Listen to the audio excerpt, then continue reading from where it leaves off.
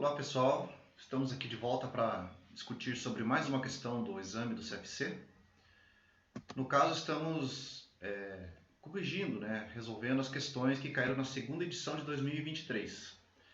Então, para essa questão, eu a classifiquei como sendo parte do tema 2, operações com imobilizado, porque na prova existem várias questões que giram em torno do mesmo assunto, então operações com imobilizado tem mais de uma questão. Assim como custo gerencial, é o costume da empresa que faz a prova, ter várias questões girando em torno de um tema. Então, nesse caso, será a questão 2, reconhecimento inicial de veículo para imobilizado. Então, vamos ler aqui o enunciado, e o ideal é ler e tomar nota dos dados importantes. É um hábito que a gente precisa desenvolver quando o exercício tem um enunciado muito grande. Então, vejamos. No dia 1º de junho de 2023, determinada empresa adquiriu um veículo imobilizado não qualificável para fins administrativos.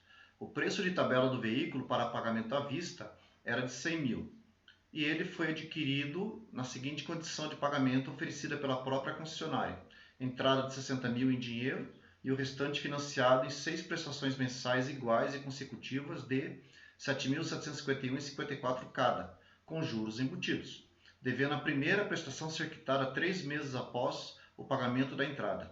Considerando exclusivamente as informações apresentadas, bem como as normas brasileiras de contabilidade, a NBC TG 27R4, que trata do ativo imobilizado, a NBC TG 12, que trata do ajuste a valor presente, e a NBC TG Estrutura Conceitual, que é a estrutura conceitual para o relatório financeiro, e admitindo que a parte financiada da transação foi negociada a taxa de juros compostos pré-fixada de 2,8% ao mês, assinale a alternativa que evidencia corretamente apenas os lançamentos para o reconhecimento inicial da transação de compra do veículo. Admita ainda o ano comercial com 360 dias e que, ao adquirir o veículo, ele estava em local e em condições operacionais pretendidas pela administração da empresa.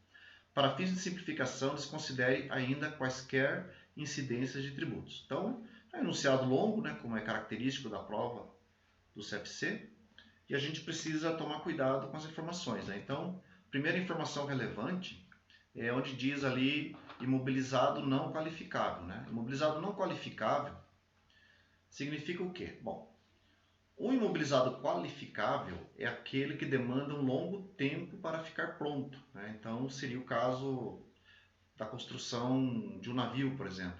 Então, ele seria o imobilizado ao final da sua construção, mas ele demandaria anos para ficar pronto. Então, ele é chamado de qualificável. Agora, o imobilizado não qualificável é aquele que não demanda um longo tempo. Então, por exemplo, o veículo aqui ele é não qualificável, porque o processo de fabricação dele é curto e porque quando a empresa comprou o veículo, ele já está pronto. Não há necessidade de continuar a produção dele. Então, ele é não qualificável. E o que isso é importante? Quando o imobilizado é considerado não qualificável, o valor que tem que ser reconhecido na contabilidade, no ativo imobilizado, é o valor à vista. Não pode ter nada de juros no valor. Então, nesse exercício, o valor que nós temos que procurar nas alternativas é o valor de 100 mil. Debitou 100 mil no ativo imobilizado, já é um princípio de que está certa aquela questão, tá bom? Outra questão relevante. A empresa deu 40 mil de entrada e 60 mil ela parcelou. Ela deu 60 mil de entrada e 40 mil ela parcelou.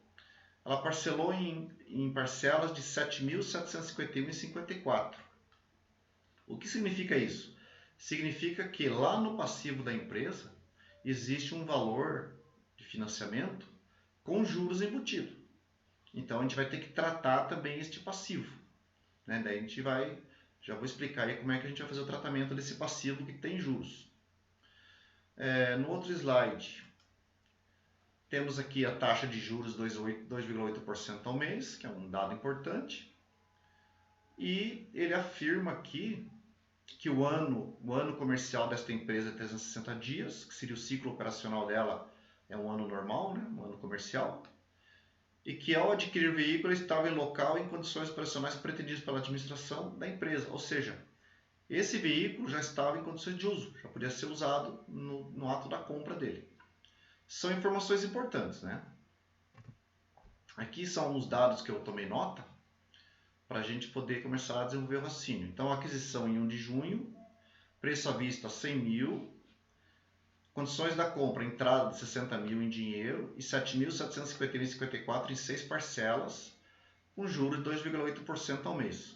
O bem estava pronto para uso. Quais os lançamentos para reconhecimento de imobilizado? Então, a pergunta é essa: como reconhecer o imobilizado? Já analisando a alternativa A gente observa que essa alternativa é correta, né? Então, ela já, vamos dizer, economiza tempo para quem está fazendo a prova. Entretanto, vamos ver por que ela é correta, né? Debita veículos, imobilizado, ativo não circulante, 100 mil. Então, aqui é o valor sem juros, conforme a gente havia conversado. Tá certo. Débito, encargos financeiros a transcorrer, passivo circulante, 6.509,24. Exatamente. Como eu tinha comentado, existe um juro embutido no financiamento. Entretanto, esse juro ele tem que ser reconhecido com o passar do tempo, pelo regime de competência, né? Ele não pode ser reconhecido no primeiro mês ali.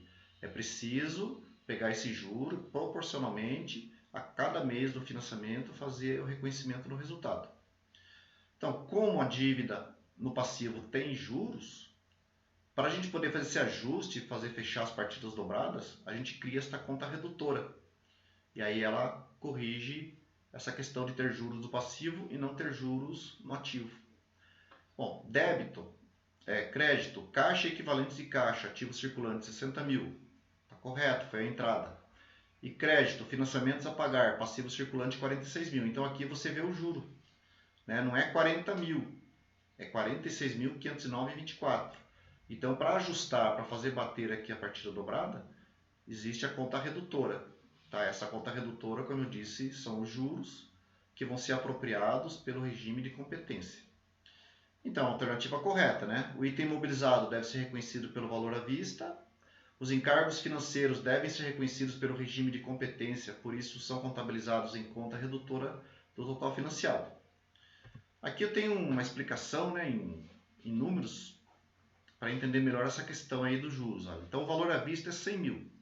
O valor da entrada é 60 mil, com recurso de caixa. O saldo financiado foi 40. Entretanto, o total financiado foi 6 parcelas de 7.751,54, que dá 46.509,24. Financiamento a pagar. Encargos a transcorrer, 46.509,24 menos 40 mil, 6.509,24. Então está aí a explicação do porquê da criação daquela conta redutora, né? Para poder fechar a partida dobrada e para que também a contabilidade faça o reconhecimento pelo regime de competência.